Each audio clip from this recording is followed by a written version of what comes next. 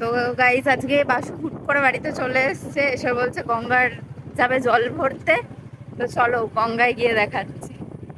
প্রায় অনেক দিন ধরেই বলছিলাম চ একটু ঘুরে আসি, একটু ঘুরতে নিয়ে চ, কিন্তু এই নিয়ে তো যাবেনই না। তো যাই হোক, আজকে গঙ্গার জল নেওয়ার নাম করে একটু বেরোতে পেরেছি, এটাই অনেক।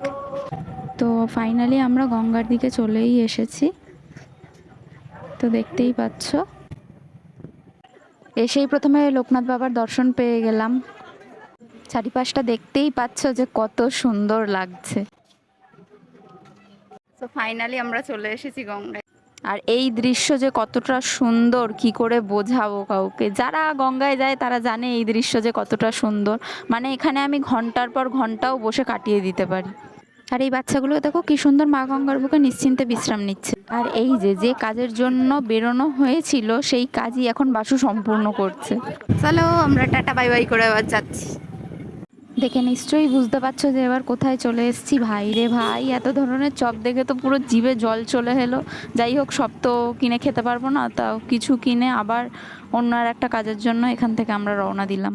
এরপর এখান থেকে বেরিয়ে দিদির ছেলের জন্য কিছু ওষুধ নিয়ে চলে যাব সোজা বাড়ি। সো দেখা হচ্ছে অন্য কোনো নেক্সট ব্লগে। Keep watching, by.